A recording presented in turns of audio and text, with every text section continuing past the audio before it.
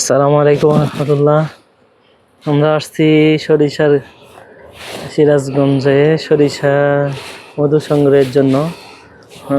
আপনারা দেখতে পাচ্ছেন এ গ্রেডের সরিষার মধু।